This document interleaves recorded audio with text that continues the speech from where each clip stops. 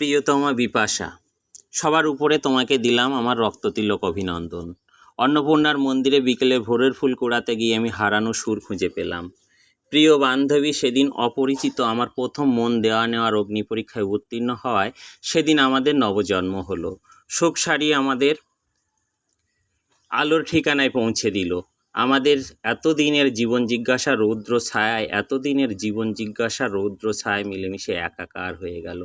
তারপর মন নিয়ে খেলতে খেলতে তুমি একদিন হলে আমার নন্দিনীর মতো।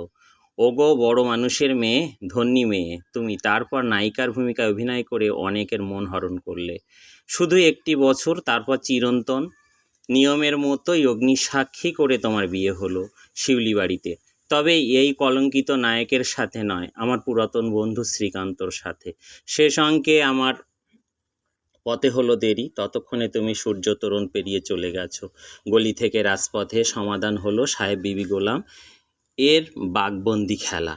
তোমার বিরহে ওগবধূ সুন্দরী আমি দেবদাসের মতো সুরাপান করে অমানুষ হয়ে গেছি।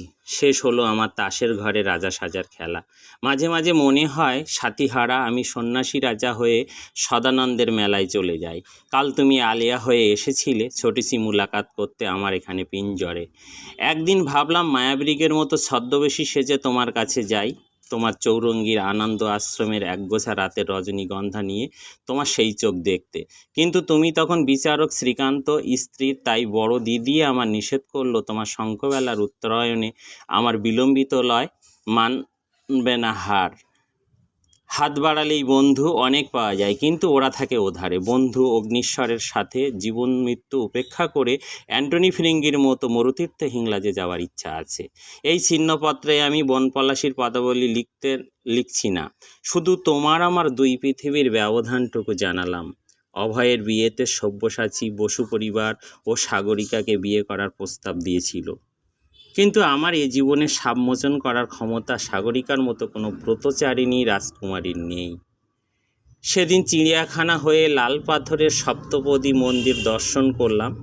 সেখানেই ঝিন্দের বন্দি 7 নম্বর কয়েদি 74.5 বছরের রাজদ্রোহী রাইকমলের সাথে কমললতাকে দেখলাম। বিভাস বলল ওর স্ত্রী ইন্দ্রাণী খুব অসুস্থ।